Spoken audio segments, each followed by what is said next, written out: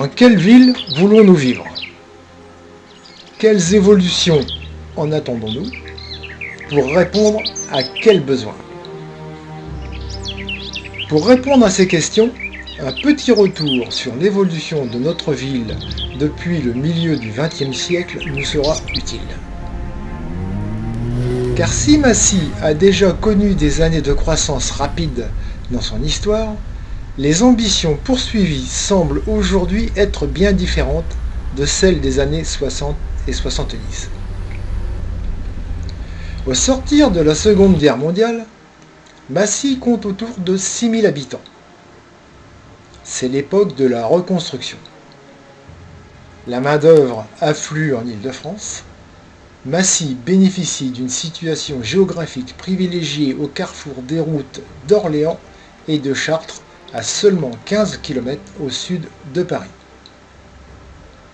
La ville est desservie par la ligne de Sceaux, électrifiée depuis 1937, et par la ligne de Grande Ceinture, ancêtre de nos RER B et C. Elle dispose d'importantes réserves foncières. C'est un site potentiellement attractif pour de nouveaux habitants. Mais où les loger? En 1956, l'État, qui a alors la mainmise sur l'urbanisme, décide de réaliser un grand ensemble sur Antony et Massy, de part et d'autre de la route de Chartres, l'actuelle avenue Kennedy. À Massy, la construction se déroule entre 1959 et 1972, tandis qu'à l'ouest de la ville, le quartier de Vilaine sort également de terre. La population explose. En 1962, elle atteint les 19 000 habitants. 6 ans plus tard, elle a encore quasiment doublé, passant à 37 000. Puis, la croissance se ralentit pour atteindre un premier pic de 41 000 habitants en 1975. S'ensuit 30 années de stabilité démographique.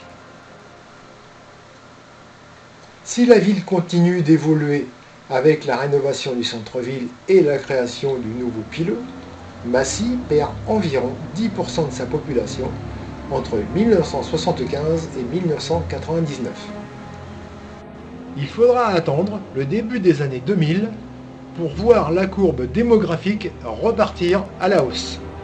40 000 habitants en 2006, 43 000 en 2011 et plus de 50 000 aujourd'hui. Une croissance accélérée qui s'explique principalement par la sortie de terre des quartiers Vilmorin et Atlantis. L'aménagement du quartier Vilmorin a démarré dans les années 1990, sur des terrains laissés en friche depuis 1972 par le célèbre grainetier Vilmorin-Andrieux. Il se prolonge depuis 2014 entre l'avenue Raymond Aron et les voies ferrées.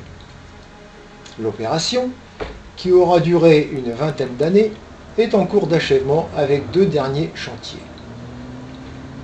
L'un d'une cinquantaine de logements, Rond-Point Aron Allende, devrait être terminé fin 2019.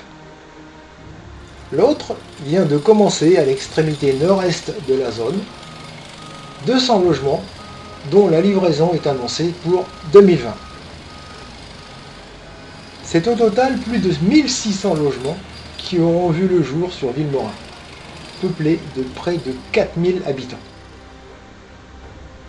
De l'autre côté du faisceau SNCF RATP, c'est la zone d'activité des Champs-Ronds qui a entrepris sa mutation dans les années 2000. Des milliers de logements ont d'ores et déjà été livrés à leurs occupants et c'est de loin qu'on aperçoit désormais les hautes tours de la place du Grand Ouest. Mais le chantier de ce qu'on appelle le quartier Atlantis, qui s'étend sur 100 hectares, est loin d'être achevé. Des centaines d'autres logements doivent sortir de terre. Au terme de l'opération, ce ne sont pas moins de 5000 logements qui auront été construits pour près de 15 000 habitants nouveaux. Entre-temps, c'est le quartier du square du Claude-Vilaine qui fait l'objet d'une zone d'aménagement concertée. Sous couvert de désenclavement, ce sont 200 logements supplémentaires qui ont été construits entre 2009 et 2014. Autour de la place Saint-Fiacre, la densité est maximale et les habitants de la tour numéro 4 se retrouvent avec des immeubles en vis-à-vis à quelques mètres de leurs fenêtres. Et ce n'est pas fini. L'an dernier a démarré la première phase du projet Villegénis. Un parc de 1000 logements qui seront construits sur les terrains de l'ancien centre de formation d'Air France. Le programme devrait être achevé en 2024. Devenez propriétaire en pleine nature, nous proposent les promoteurs du projet. Mais est-il vraiment pertinent de bétonner ce parc ? La question n'a pas été posée par la municipalité de Massy. Dommage. Et voilà que déjà se profilent de nouveaux projets de plus ou moins grande envergure. Citons-en 4. Sur l'espace vert situé derrière le marché des Graviers, devrait être construit d'ici 2021 un programme de logement participatif. Cela aurait pu être une bonne idée si ça ne supprimait pas le seul espace vert du quartier. N'y avait-il pas ailleurs, dans Massy, un site plus propice pour un tel projet ? Là encore, la question n'a pas été posée. La majorité municipale n'aime pas trop les débats au conseil municipal de Massy. En janvier 2019, une étude a été lancée sur le quartier Vilaine.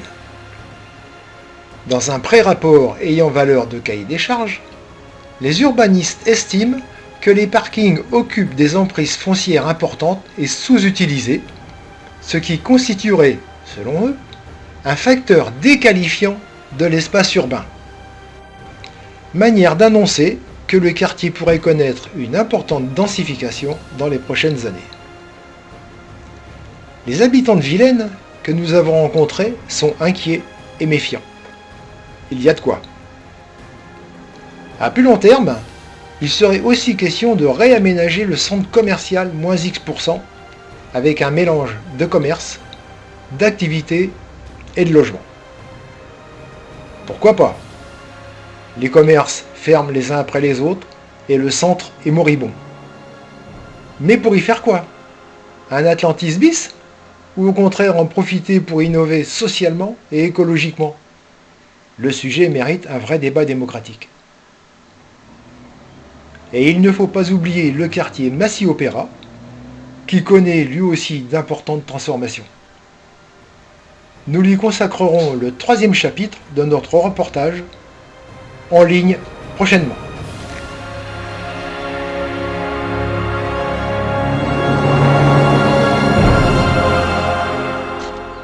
Nous venons de le voir dans le reportage que vous venez de nous présenter. Ce n'est pas la première fois en fait que Massy connaît une croissance rapide. Ça a été le cas effectivement déjà dans les années 60 et 70. Alors, qu'y a-t-il effectivement de vraiment différent selon vous entre ce qui s'est passé à cette époque et ce qui se passe aujourd'hui ? Quand l'État décide de construire le grand ensemble, on est en 1958, la France connaît depuis plusieurs années une pénurie très importante de logements. On se souvient tous de l'appel de l'abbé Pierre de février 1954. Donc il faut répondre à ce besoin. Comment ?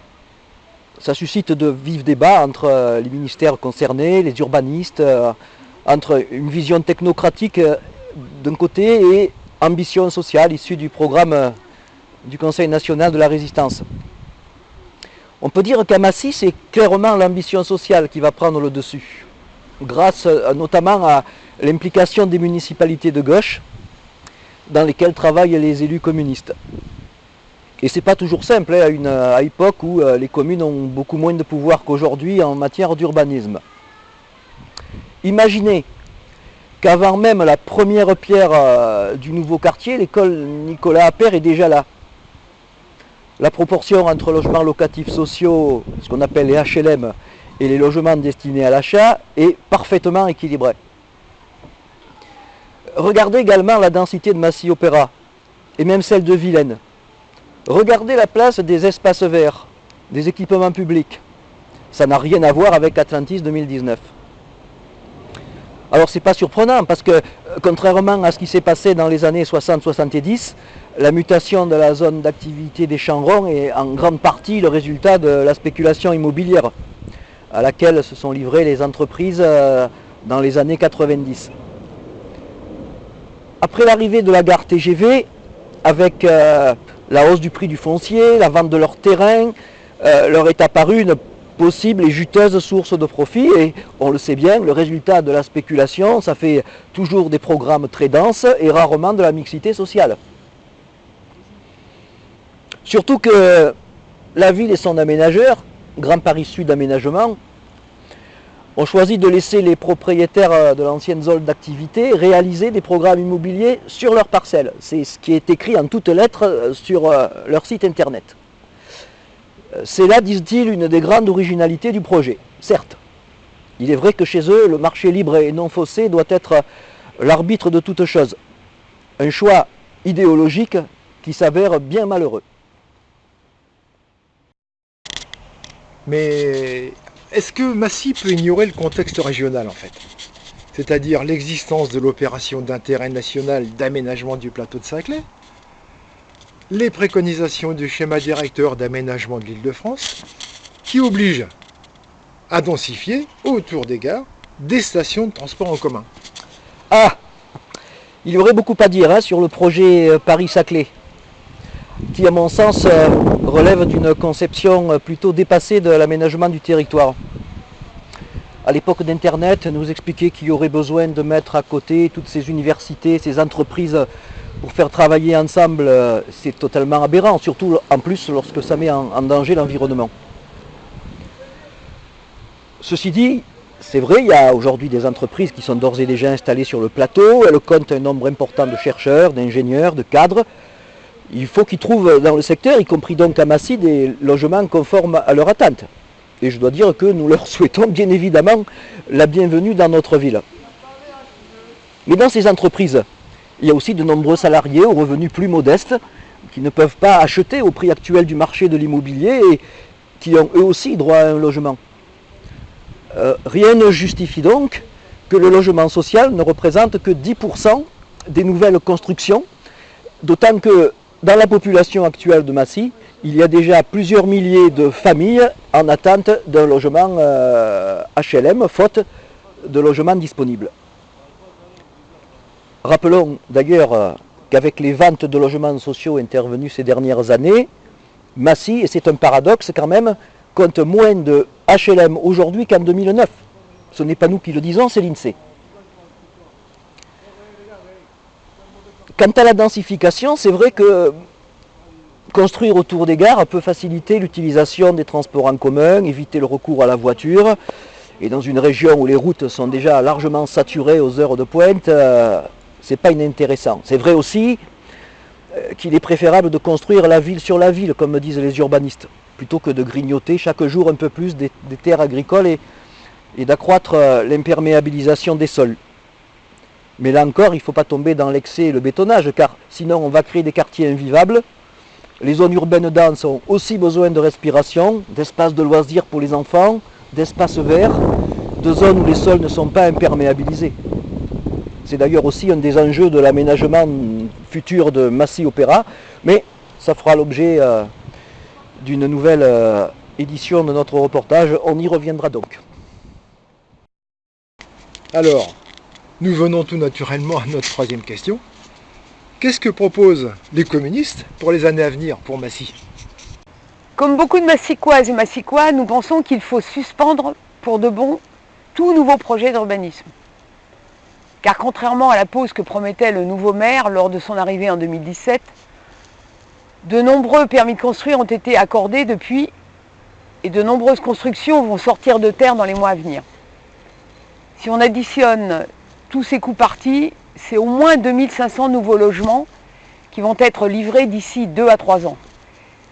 Et on sera sans doute plus près de 3000. Donc, pas de nouveaux projets avant d'avoir évalué l'impact des nouveaux quartiers sur les équilibres généraux de la ville, l'environnement, la circulation, les services publics. Et pour tout nouvel aménagement qui serait envisagé, sa conception devra associer étroitement les Massicoises et les Massicois et devra respecter quelques principes à nos yeux essentiels. Premièrement, équilibre entre locatif social et logement destiné à l'achat, pour ces derniers en privilégiant l'accession sociale.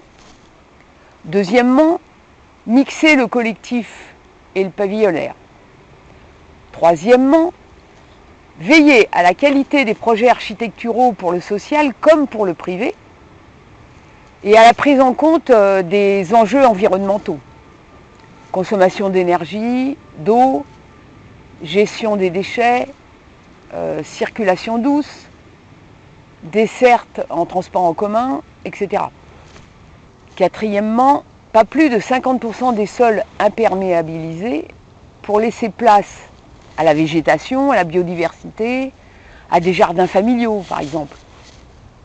Bref, un urbanisme à visage humain où l'objectif n'est pas d'enrichir les promoteurs immobiliers, mais de construire une ville durable, où il fait bon vivre, quels que soient ses moyens. Ça vaut le coup d'y travailler ensemble, non ?